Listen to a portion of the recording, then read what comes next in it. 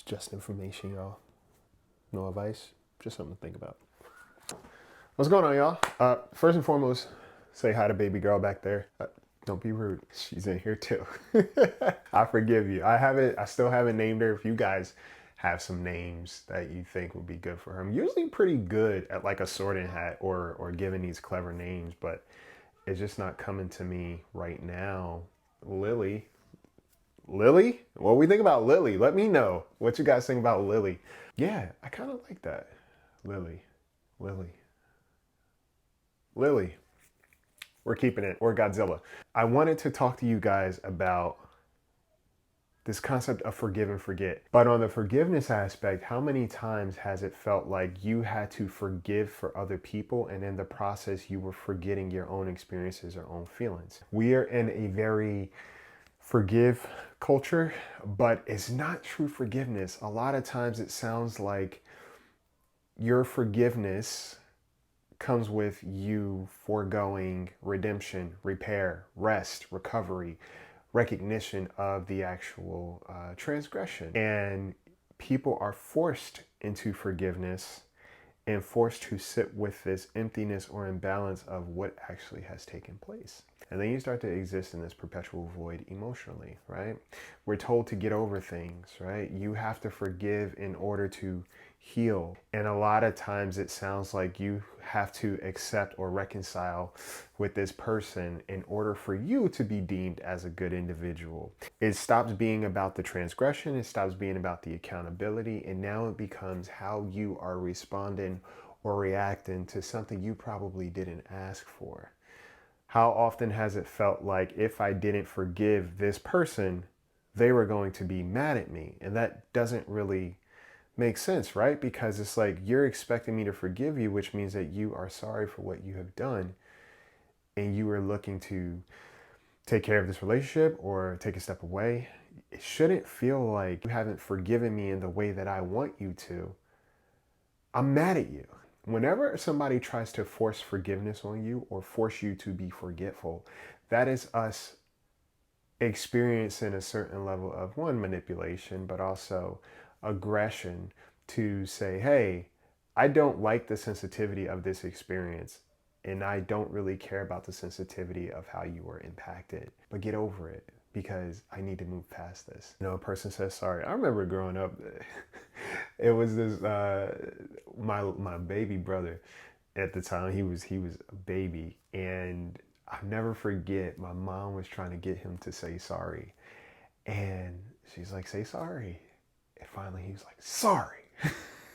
And it was clear that he did not want to apologize for what he did. But also, he probably really wasn't sorry. He probably felt guilty, but there was no remorse in terms of what he did. And I found that hilarious, right? Because sometimes people will say the thing that they think a person wants to hear, or they say the thing that alleviates their transgression or the action altogether. Because I said sorry, we should now still be in relationship. Not, hey, because I did this thing, there might be a moment of repair that needs to happen. And that moment can be beyond just this millisecond, right? It could take days, it could take weeks. We can't tell people how to forgive, okay? We can't demand forgiveness, because the moment you are demanding forgiveness means that you are not looking for true repair or even accountability. You're looking for control. So for you, I want you to ask yourself, how many times have I been fearful of not forgiving somebody, friend, family, romantic partnership, because one, maybe I wasn't fully through this moment yet. And the forgiveness aspect seems like it's forcing me to dismiss my feelings to hold space for somebody else's behavior and their feelings or their discomfort altogether. There is a lot of spiritual bypassing that exists too, where people try to make it seem like, oh, we are past that.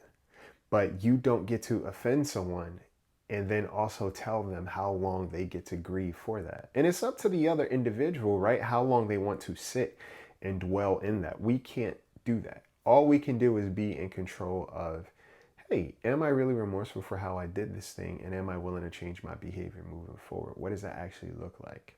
But if you are trying to move through the process of some level of grief, first things first, without losing your boundaries, because sometimes when we do quickly forgive people, it's a bypass of boundaries. It's also a bypass of respect. And we think that forgiveness automatically means that we step back into relationship the same way. And that doesn't have to be the case on the severity of what has taken place.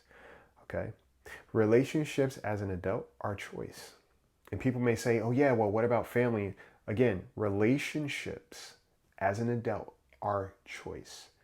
You can be related to a person and not be in relationship with them. And sometimes you have to recognize, am I foregoing my own needs to make sure that this continues to be a functional relationship? Who suffers?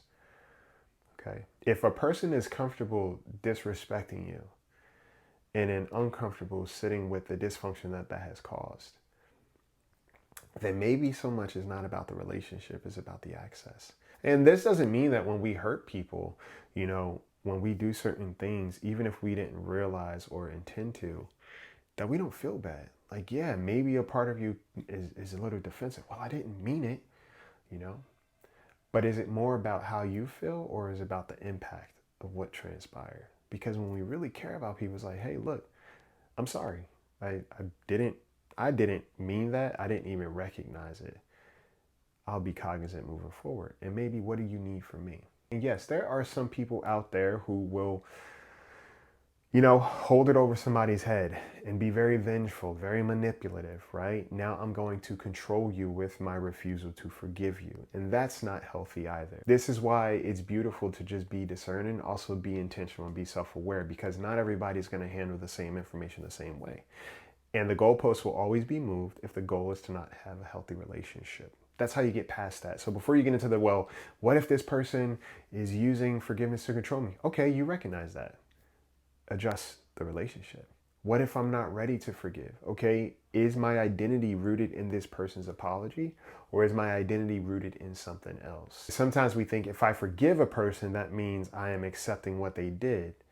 But acceptance and tolerance are not even the same thing.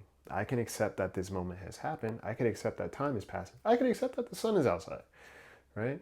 Am I going to tolerate the heat right now? Probably not. Okay. I have options. So when we are willing to forgive a person, we understand what it is that we're doing. Am I forgiving this person and forgetting how I've been affected? I don't have to do that. Am I forgiving this person because, yeah, you know what? I care about releasing this pain from my body. I care about this person. I'm not here to hold a grudge. They seem remorseful, and it seems like since then they are looking to improve or repair the relationship. Maybe I could step into this space if I'm ready. But you don't owe anyone a relationship after a transgression. You know?